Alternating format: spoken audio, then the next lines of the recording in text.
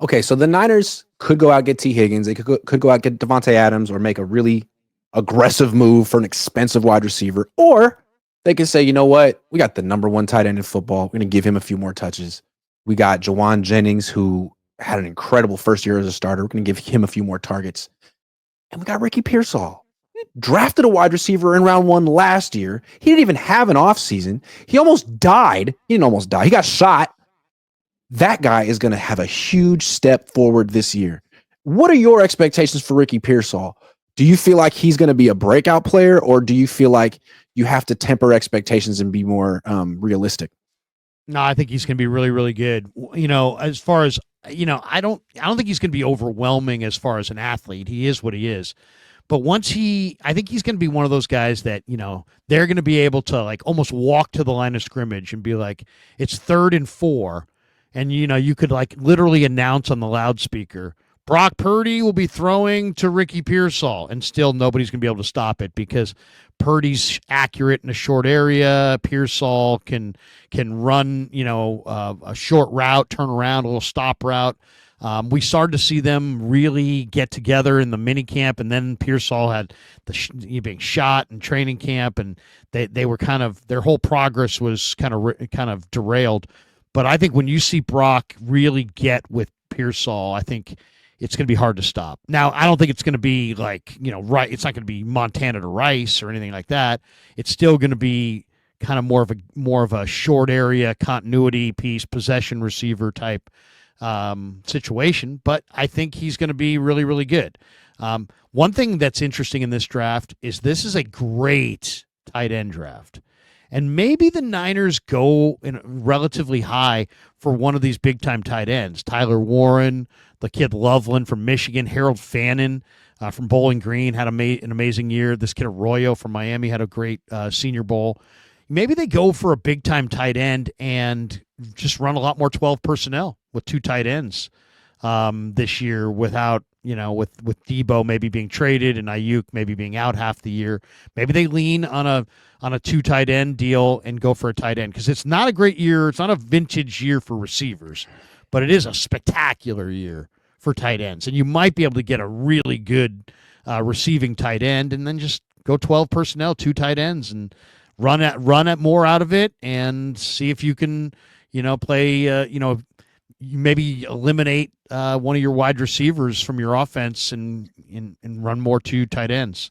I'm just saying. I have a bold prediction for Ricky Pearsall. Ricky Pearsall 2025 will lead the 49ers in catches and receiving yards and targets. I'm not saying he'll be their best player, but Kittle's getting older, and you don't necessarily need him to carry your passing offense week in and week out in the regular season. He might get hurt. He gets hurt a lot, plays through it. Jawan Jennings, hell of a player, but is he going to do better than he did last year? Ricky Pearsall's explosive. Ricky Pearsall had 8 catches against Detroit and 6 catches against Arizona when he was playing with Josh Dobbs. I feel like of all the guys who could take their game to the next level, it'll be him. And Kyle loves targeting wide receivers anyway, calling plays for wide receivers. That's his guy. I think Pearsall's he could have 100 catches next year. He had the same number of touchdowns as Debo had, and he played 4 less games. Yep. I think Pearsall will be probably the number 1 targeted guy, and I bet you he is their leading receiver. And I could even see him, catching 90 balls. Which would be a ton. It would be triple what he caught this year. Yeah. But I think I could see him do it. I do think he's going to be a high volume, high target guy. My only question, I guess, with that is just durability. He's going to catch the ball in the middle of the field. Shoulder. Can he keep taking these hits? Can he, if you catch 90 balls, you're going to take probably 90 hits.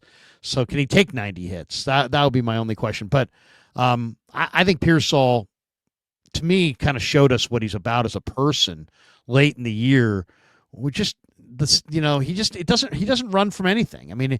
He doesn't run. He's got the media there and is camped out in his locker. They're asking him tough questions. He just answers them one after another. He just seems he's got high standards for himself. I think he's got really high standards for his career. And I just think the guy is going to be a major contributor. Star? I don't see a star.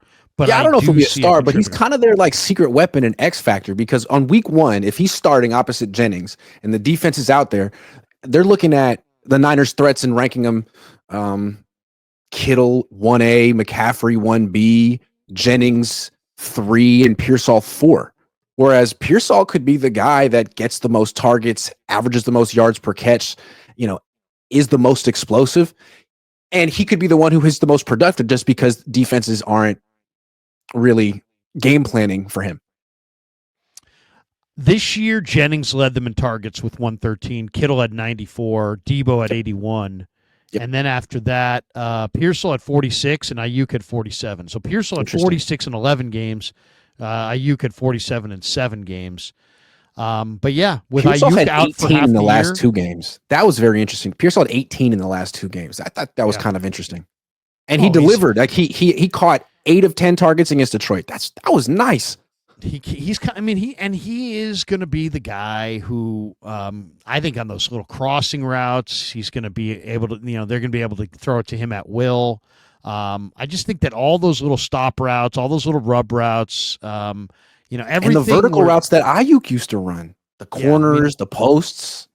He would have had the touchdown on the post against Detroit if Purdy hit him. Yeah. Yeah. Yeah. The one thing about Ricky is just about durability. Can he, and then is he a guy that can take, the volume attention? Can you throw him 80 balls, 90 balls? And then if so, can he play the full year? That's my only real concern because I'm that one right there is like, how tough of a guy is he? We know he's, tough enough to take a bullet hole and keep going, but it's a different kind of toughness in the middle of the field. Can he take those hits and keep his shoulders healthy and stay on the field? And in that sense, they don't necessarily have to give him 100 targets either. They could. What's nice about the Niners is they can go to anyone who's open. They don't have to feature anyone. They could feature Jennings one week or McCaffrey one week or Kittle. Not Juice though. I'll tell you the guy that I think is kind of an underrated pickup is the Oregon State receiver Isaiah Hodgins. I think he's way better than Ronnie Bell. He's a big receiver who's not fast, but he has great hands. And I just think that could be a red zone threat for them as well. That's a guy to look for. All right, we got a few more super chats. Flav says biggest difference between the Niners and Eagles were dominant D-line and wide receivers that could actually separate. I think Niners go all in on D this offseason. Not sure how they get at wide receiver that can win one-on-one, though. Well, they could have drafted A.J. Brown, but they wanted Debo. A.J. Brown's good. He is. You might see the Niners. A.J. Brown, he's just a monster. Yeah. He's 220 pounds. He's strong. Just. The Eagles have Anquan Bolden with speed. I know. The Eagles definitely have an interesting team, and one guy that I think I could see the Niners going after in free agency, since they went after Hargrave, is Milton Williams, who had 2 sacks yesterday. He can really rush the passer. He's 300 pounds. Can run really well. One thing I would caution, though, is you already struck out with Hargrave because they use a 5-man front, and you bring one of those D tackles over there that's getting one-on-ones and put him in your wide 9, and I don't know. It's not the same scheme, but yeah, Milton Williams is a great player. I like him a lot. He's really coming on too. And he's young. He's a free agent, but he's 25. The one thing with the Niners, I don't think they want to go for 33-year-old free agents. I think they want younger guys. It probably should stop with that. All day, every day. Kim says these odds show everyone Brock ain't elite.